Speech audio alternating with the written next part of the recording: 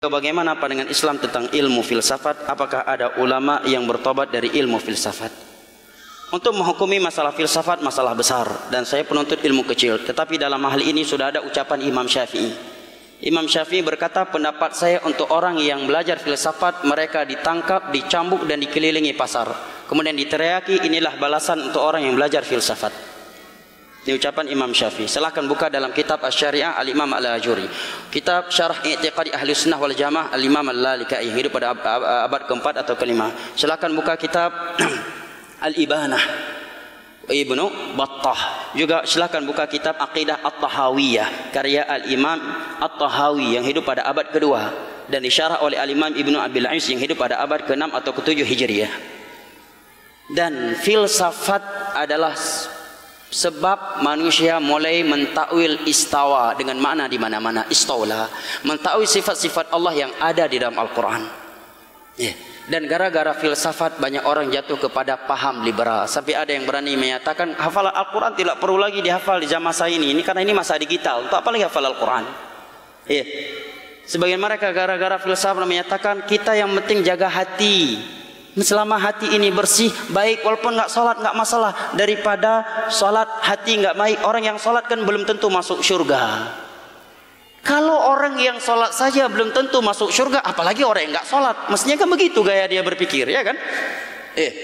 Tapi karena filsafat, dan filsafat pertama kali muncul itu pada abad kedua atau ketiga Hijriah, di masanya Imam Ahmad, di mana seorang penguasa di masa itu yang bernama Ma'mun dengan mufti dia yang sesat menyesatkan yang bernama Ibnu Abi Du'ad, raja filsafat di saat itu, dan dia berkeyakinan Al-Quran makhluk, memberi bisikan kepada Ma'mun agar memaksakan seluruh ulama Islam di masa itu seperti Imam Ahmad, Yahya bin Ma'in, Ali bin Al-Madinah dan yang lain-lainnya untuk mendeklarasikan bahwa Al-Quran makhluk.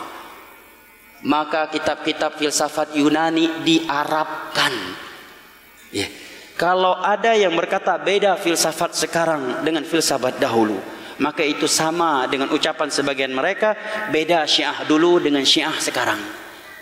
Kalau memang beda, ganti aja namanya. Kenapa harus nama filsafat?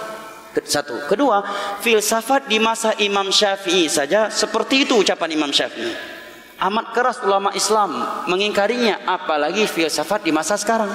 Yang Nabi katakan la yati zaman illa walladzi ba'dahu syarrun min, tidaklah datang suatu zaman kecuali zaman yang datang berikutnya lebih buruk daripada sebelumnya. Nah, dan yang bertobat dari ini adalah Al-Imam Ghazali. Beliau meninggal dalam keadaan Sahih Bukhari berada di atas dadanya. Saya pernah berjumpa dengan seorang guru dosen filsafat di Aceh ini. Dia katakan Sahih Bukhari bukan kitab yang ilmiah. Bayangkan, nyan dosen hana pakai jilbab, urinang, urindai Aceh. Sahih Bukhari bukan kitab ilmiah kata dia. Bayangkan, guru filsafat. Dan dia nggak pakai jilbab, urindai Aceh, kau luar. Bayangkan, subhanallah. Gara-gara filsafat jamaah. Imam Ghazali menyatakan, andai kata aku tahu filsafat seperti ini buahnya, sungguh dari dulu aku udah belajar hadis.